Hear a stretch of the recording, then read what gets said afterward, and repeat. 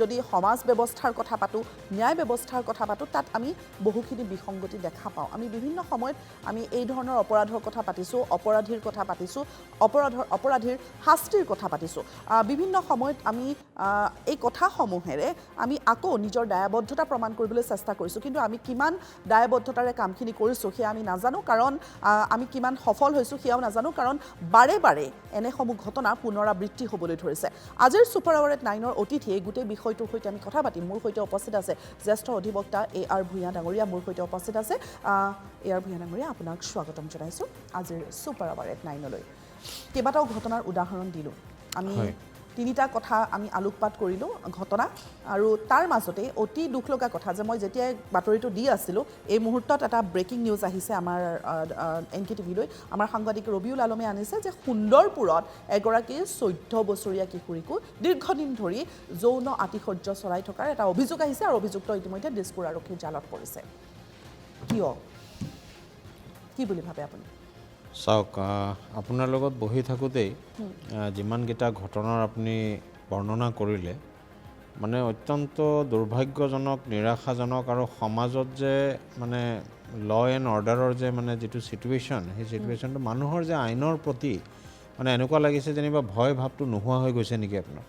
মানে এনেকুৱা ধৰণৰ ঘটনা কৰি তেওঁলোকে যেনিবা সাৰি যাব পাৰিব তেনেকুৱা এটা মানে মনোভাৱ মই একিউজবিলাকৰ আৰু যিটো নেচাৰ অফ আপোনাৰ যিটো ক্ৰাইমৰ যিটো ডিচেণ্ডিং অৰ্ডাৰ বিশেষকৈ crime against women crime against child যিখিনি আপুনি বৰ্ণনা কৰিলে অত্যন্ত দুৰ্ভাগ্যজনক এতিয়া কথাটো হ'ল চাওক যদি আমি চাব যাওঁ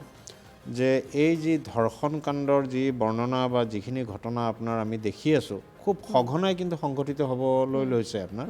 আৰু বিশেষকৈ চাইল্ডৰ লগত মানে বিল' ধৰক 3 বছৰৰ পৰা আৰম্ভ কৰি একেবাৰে আপোনাৰ মানে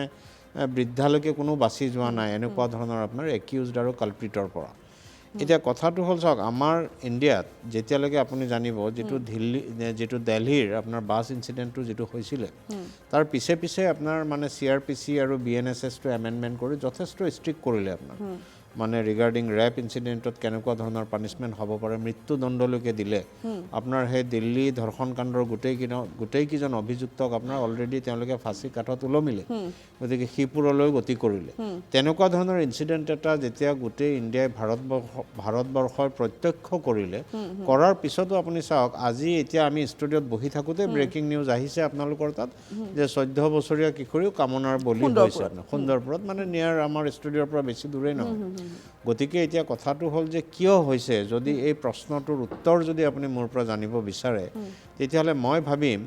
যে যিটো ল এণ্ড অৰ্ডাৰৰ যিটো ভয় বা যিটো মানে প্ৰচেছেদি আপোনাৰ এই একিউজবিলাকে শাস্তি পাব লাগে এই শাস্তিৰ পৰিমাণটো আপোনাৰ যথেষ্ট কমি আহিছে আপুনি চাওক এতিয়া আজি আপুনি গম পাব যে আমাৰ মহামান্য গুৱাহাটী উচ্চ ন্যায়ালয়ত আপোনাৰ এটা মানে এনেকুৱা ধৰণৰ ৰেপ ইনচিডেণ্ট য'ত নেকি আপোনাৰ নগাঁও ছেছন কোৰ্টে আপোনাৰ ডেথ সেন্টেন্স দিছিলে মানে টু বি হ্যাং টিল টু বি ডেথ মৃত্যুদণ্ড ৰায় দিছিলে সেই মানুহজনক আজি মহামান্য গুৱাহাটী উচ্চ ন্যায়ালয়ে আপোনাৰ একেবাৰে একুইটেল দি দিছে দুখমুক্ত ঘোষণা কৰিছে আৰু লগতে তেওঁক ফোৰ্থউইথ ৰিলিজ কৰিব দিছে মানে সেই কথাটোৱে মই আপোনাক বিসংগতিবিলাকৰ কথা যদি আমি পাতো আপুনি যেহেতু দীৰ্ঘকাল এই আইনী প্ৰক্ৰিয়াৰ সৈতে আপুনি জড়িত হৈ আছে আপোনাৰ যথেষ্টখিনি অভিজ্ঞতা হৈছে আপুনি কৈছে যে দোষী অপৰাধীৰ যি আচলতে শাস্তি হ'ব লাগে সেই শাস্তিবিলাক সলনি হৈছে ঠিক তেনেদৰে আমি যদি কওঁ যে এই যিসমূহ ক্ৰাইম হ'বলৈ লৈছে এই ক্ৰাইমসমূহৰ কিন্তু প্যাটাৰ্নো সলনি হৈছে আমি অপৰাধ ৰোধিবলৈ আৰক্ষী প্ৰশাসনেই হওক চৰকাৰেই হওক গোটেই সিস্টেমটোৱে ৰোধ কৰিবলৈ বিভিন্ন ধৰণৰ পন্থা হাতত লৈছে ঠিকই কিন্তু যেতিয়া ক্ৰাইমৰ প্যাটাৰ্ন সলনি হৈছে ঠিক তেনেকৈ শাস্তিৰ প্যাটাৰ্নো কিন্তু সলনি হ'ব লাগে য'ত এগৰাকী ধৰ্ষণত অভিযুক্ত তেওঁক মৃত্যুদণ্ডৰ ৰায় দিয়া আছিল আৰু সেই অভিযুক্তগৰাকীক এতিয়া দুখমুক্ত কৰা হ'ল গতিকে সাধাৰণ লোকসকলৰ ন্যায় ব্যৱস্থাৰ ওপৰত যে আস্থা হেৰাইছে আমি বাৰে বাৰে এটা কথা বিভিন্ন সময়ত আমাৰ টক শ্ব'জতে হওক বা বিভিন্ন ধৰণৰ আলোচনাত আমি পাতি আহিছোঁ সেই কথা মিছা নহয় চাওক মেডাম মুছফিকা এই যিটো প্ৰশ্ন আপুনি কৰিছে যে কিয় হৈছে এনেকৈ মানে আমাৰ যিটো ভাৰতবৰ্ষৰ আপোনাৰ ক্ৰিমিনেল জাষ্টিচ ডেলিভাৰী ছিষ্টেম আৰু যিটোৰ ওপৰত মানে ক্ৰিমিনেল জুৰিস্প্ৰুডেন্সৰ ওপৰত বেছ কৰিয়ে আপোনাৰ মানে জাষ্টিচ ডেলিভাৰী ছিষ্টেমটো মানে আগুৱাই যায় এতিয়া কথাটো হ'ল যে যেতিয়া এটা এনেকুৱা ধৰণৰ ৰেপ ইনচিডেণ্ট হ'ব ফাৰ্ষ্ট ডিউটিটো আপোনাৰ আহিব যিটো ইনভেষ্টিগেটিং এজেঞ্চিক আপোনাৰ ইনভেষ্টিগেশ্যন কৰিবৰ কাৰণে দায়িত্বটো দিয়া হয় ধৰি লওক জেনেৰেলি আমি জানো যে ৰেপ ইনচিডেণ্ট এটা হোৱাৰ লগে লগে নিয়াৰেষ্ট পুলিচ ষ্টেচনৰ আপোনাৰ তাতে কেছটো ৰিপৰ্ট হয় as a first information report আৰু এনেকুৱা ধৰণৰ হিনিয়াছ ক্ৰাইমত আপোনাৰ যেতিয়া ফাৰ্ষ্ট ইনফৰ্মেশ্যন ৰিপৰ্ট এটা আপোনাৰ পুলিচে এটা কেছ হিচাপে আপোনাৰ পঞ্জীয়নভুক্ত কৰি লয় লগে লগে পুলিচে আপোনাৰ ইমিডিয়েটলি আপোনাৰ মানে এক ছেকেণ্ডো দেৰি নকৰা কৰি পেলাই তেওঁলোকে প্লেচ অফ অকাৰেঞ্চত যাব লাগিব তাতে যিখিনি আপোনাৰ এভিডেন্স আমি যিখিনি সাক্ষ্য প্ৰমাণৰ কথা কৈ থাকোঁ জেনেৰেলি সেই এভিডেন্সখিনি আপোনাৰ তন্নকে তেওঁলোকে কালেক্ট কৰিব লাগিব আৰু ফৰেনচিক আজিকালি চাওক আজিকালি ছায়েন্সটো ইমান বেছি ডেভেলপ হৈ গৈছে যে এতিয়া ফৰেনচিক ৰিপৰ্টৰ ওপৰত বেছ কৰি বা ফৰেনচিক এক্সামিনেশ্যনৰ ওপৰত বেছ কৰি আপুনি এজন মানুহক শাস্তি দিবৰ কাৰণে যথেষ্ট সম্বল আপুনি গোটাব পাৰে ধৰি লওক এজন একিউজডে ধৰ্ষণত অভিযুক্ত এতিয়া যিজন ধৰ্ষিত তেওঁৰ তাতে আপোনাৰ যিখিনি মানে এভিডেন্স DNA দি পেলাই কালেক্ট কৰিব পাৰে সেইখিনিও কৰিব পাৰে এটা সৰু আপোনাৰ মানে চুলিৰ টুকুৰা এটাও আপোনাক হেল্প কৰিব পাৰে গতিকে এতিয়া কথাটো হ'ল যে সেই ইনভেষ্টিগেটিং এজেঞ্চিবিলাকক যিসকল পুলিচ অফিচাৰে ইনভেষ্টিগেশ্যন কৰিব তেওঁলোকৰ কিমানখিনি এক্সপাৰ্টাইজ আছে সেইটোতো এতিয়া মানে অলপ সন্দেহ লাহে লাহে জাগিব ধৰিছে তাৰমানে আপুনি এইটো কথা ক'ব বিচাৰিছে নেকি যে আদালতে বা ন্যায় ব্যৱস্থাই যেতিয়া এগৰাকী দোষীক দোষমুক্ত কৰিছে তেতিয়াহ'লে আমি যদি অকণমান পিছলৈ চাওঁ গোটেই প্ৰচেছটো গ্ৰেপ্তাৰৰ প্ৰক্ৰিয়াৰ পৰা জেৰা চলোৱাৰ পৰা আৰক্ষীৰ জিম্মাত থকাৰ পৰা ন্যায়িক জিম্মালৈ থকা বা গোটেই গোচৰ প্ৰক্ৰিয়াটো চলি থকা সময়লৈকে যিখন আৰক্ষীয়ে বা যিজন ইনভেষ্টিগেটিভ অফিচাৰে গোটেই বিষয়টো তদন্ত কৰিব তাৰ পাছত এখন চাৰ্জশ্বিট দাখিল কৰা হয় সেই অপৰাধীগৰাকীক দোষী হয় নে নহয় প্ৰমাণ কৰিবৰ কাৰণে সেই চাৰ্জশ্বিটখনৰ ওপৰতে গোটেইখিনি ডিপেণ্ড কৰে একজেক্টলি মেডাম মুস্পিকা কাৰণ আপুনি চাওক সেই চাৰ্জশ্বিটখন হ'ল ফাউণ্ডেশ্যন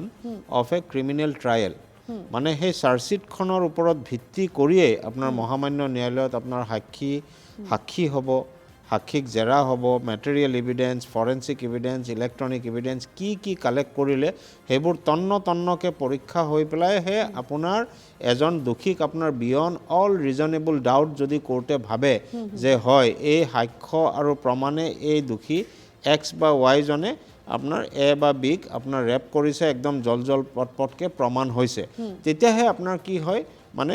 মহামান্য ন্যায়ালয়ে আপোনাৰ শাস্তি দিব পাৰে কিন্তু এতিয়া কথাটো হ'ল চাওক যদি এটা মই চাওক আমাৰ অসম পুলিচৰ ইনভেষ্টিগেশ্যনৰ এক্সপাৰ্টাইজ নাই বুলি মই ক'ব বিচৰা নাই আমাৰ ইয়াতো যথেষ্ট লাৰ্নেড আৰু যথেষ্ট অভিজ্ঞ আপোনাৰ ইনভেষ্টিগেটিং অফিচাৰসকল আছে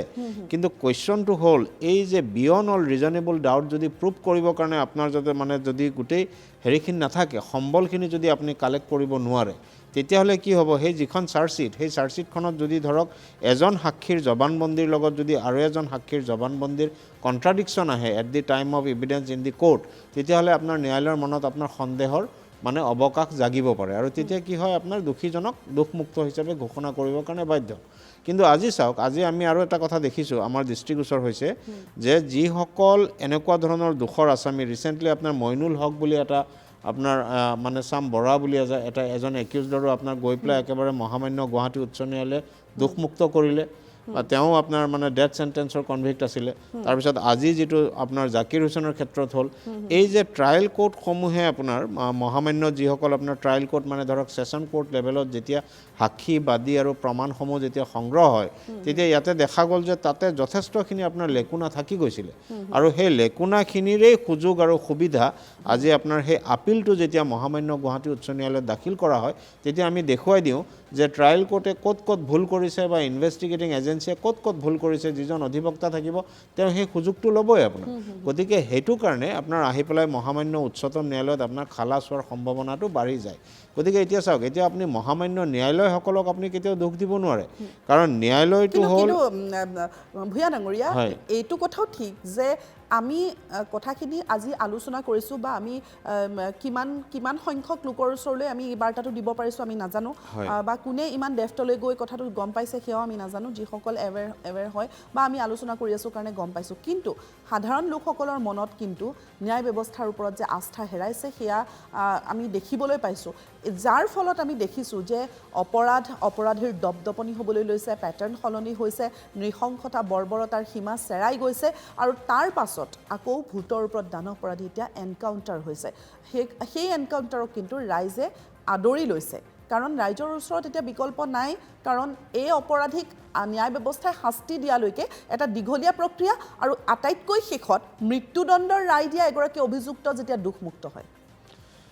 মেডাম এইটো এটা বহুত মানে সেনচিটিভ কুৱেশ্যন আপুনি যিটো কৰিছে যে এনকাউণ্টাৰৰ প্ৰতি মানুহৰ যিটো প্ৰৱণতা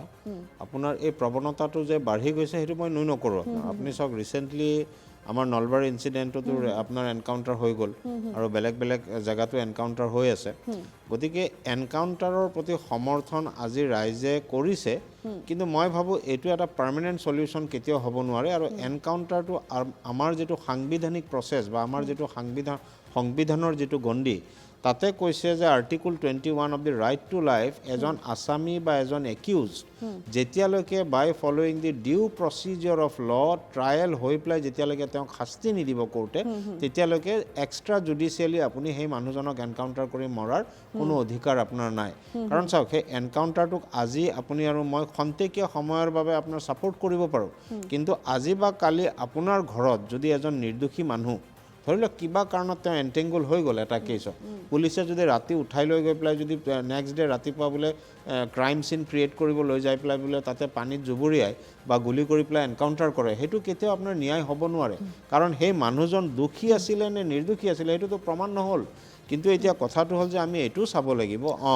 যে এই যে ন্যায় ব্যৱস্থাৰ প্ৰতি আস্থাটো কেনেকৈ ঘূৰাই আনিব পাৰি আৰু এই আস্থাটো ঘূৰাই আনিবৰ কাৰণে আপুনি অকল ন্যায়ালয়ক আপুনি দুখ দিব নোৱাৰে কথাটো হ'ল যে ন্যায়ালয় হ'ল এনেকুৱা এটা জেগা য'ত আপোনাৰ আমি পাই থাকোঁ যে যিটো ইনভেষ্টিগেটিং এজেঞ্চি আপোনাৰ ইনভেষ্টিগেশ্যনটো কৰি পেলাই যিখন চাৰ্জশ্বিট বা যিখন সম্বল আপোনাৰ আনি পেলাই মহামান্য ন্যায়ালয়ত জমা দিব সেই সম্বলখন আপোনাৰ মানে ফাউণ্ডেশ্যন হ'ব আৰু তাতে যদি লেপছ আৰু লেকুনা থাকে তেতিয়াহ'লে আপোনাৰ ন্যায়ালয় মজবুৰ যে আপোনাৰ মানে মানুহজনক দুখমুক্ত ঘোষণা কৰিবৰ কাৰণে আপোনাৰ ন্যায়ালয় বাধ্য হ'ব কাৰণ বিয়ণ্ড অল ৰিজনেবল ডাউট কোনো সন্দেহ নোহোৱাকৈ যদি ইনভেষ্টিগেটিং এজেঞ্চিয়ে বা প্ৰচিকিউশ্যনে প্ৰমাণ কৰিব নোৱাৰে যে এই মানুহজন দোষী তেতিয়াহ'লে আপোনাৰ ন্যায়ালয়ে সেই মানুহজনক খালাচ দিবৰ কাৰণে বাধ্য আপোনাৰ গতিকে আমাৰ ছিষ্টেমটো তেনেকুৱা যে 199জন দোষী মানুহ হাৰি গ'লেও এজন নিৰ্দোষী মানুহ যাতে ফাঁচী কাঠত ওলমিব নালাগে সেই প্ৰিন্সিপলটোৰ ওপৰত বেছ কৰি আমাৰ ন্যায় ব্যৱস্থাটো গতি কৰে গতিকে সেইটো কাৰণে মই আজি ক'ব খুজিছোঁ যে এই যিটো ছিষ্টেম এইটো আইনৰ প্ৰতি মানুহৰ যিটো ভয় এই ভয়টো আনিবৰ কাৰণে আপোনাৰ এইটো এটা কোঅৰ্ডিনেট ছিষ্টেম মানে টিম ৱৰ্ক এটা হ'ব লাগিব ধৰক ইনভেষ্টিগেটিং এজেঞ্চিয়ে ভালকৈ ইনভেষ্টিগেশ্যন কৰিব পৰা কেপাচিটি তেওঁলোকৰ থাকিব লাগিব ট্ৰেইনড হ'ব লাগিব আপোনাৰ যিসকল ইনভেষ্টিগেটিং এজেঞ্চিৰ যিসকল অফিচাৰ এনেকুৱা এতিয়াতো মই ভাবিছোঁ যে যেনেকুৱা স্পেচিয়েল টাস্ক ফ'ৰ্চ বনায়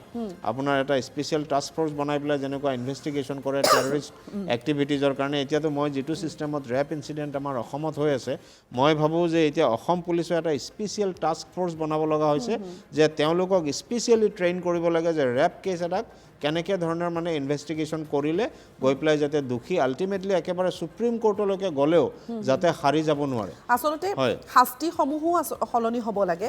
কাৰণ অপৰাধৰ জঘন্যতা বা নৃশংসতা বৰ্বৰতা যেনেধৰণে সীমা চেৰাইছে ঠিক সেইধৰণে আমি শাস্তিৰ ফাললৈ চাবলৈ গ'লে সেইখিনি ক'ৰবাত অকণমান লঘু হোৱা যেন অনুমান হৈছে গতিকে এই যে ন্যায় ব্যৱস্থাৰ প্ৰতি মানুহৰ আস্থা হেৰাইছে সেয়া আকৌ ঘূৰাই আনিবৰ কাৰণে যথেষ্টখিনি কৰিবলগীয়া আছে যথেষ্টখিনি কাম কৰিবলগীয়া আছে আৰু তাৰ মানে এইটোও নহয় যে সাধাৰণ ৰাইজে এতিয়া যিহেতু আৰক্ষীৰ এনকাউণ্টাৰলৈ সঁহাৰি আগবঢ়াইছে আপুনি এটা কথা ক'ব বিচাৰিছে যে কোনো কাৰণতে যাতে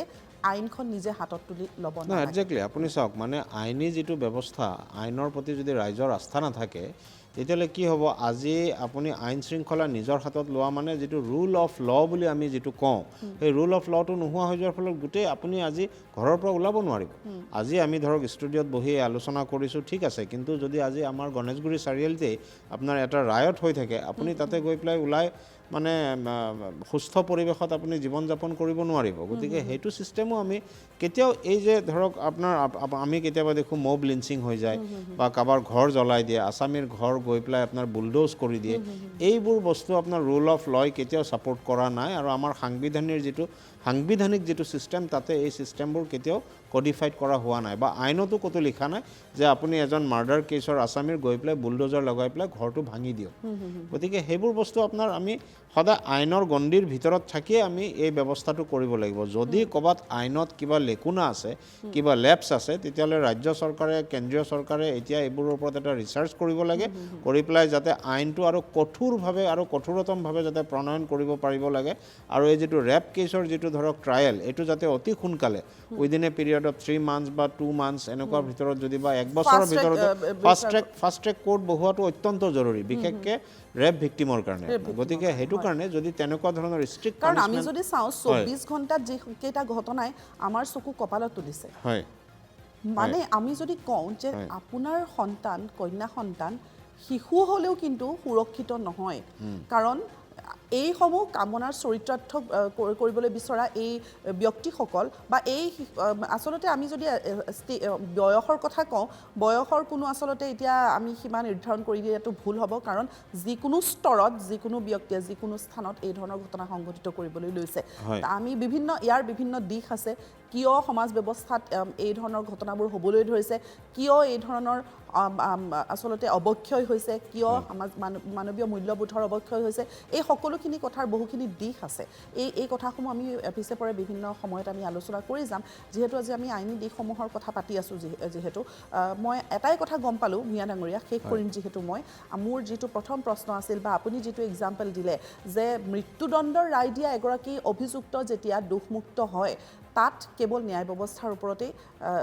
এক পক্ষক আমি জগৰীয়া কৰাটো ভুল তাত বিভিন্ন ধৰণৰ ফেক্টৰ থাকে য'ত আৰক্ষীয়ে ইনভেষ্টিগেশ্যন প্ৰক্ৰিয়াটো কেনেধৰণে আগবঢ়াইছিল চাৰ্জশ্বিটখন কিমান শক্তিশালী আছিল সেই ধৰণৰ কথা বতৰা থাকে বা দুই পক্ষৰ যুক্তি কিমান শক্তিশালী আছিল তাৰ ওপৰতো নিৰ্ভৰ কৰিব গতিকে আমি আশা কৰিম আপুনি কেইটামান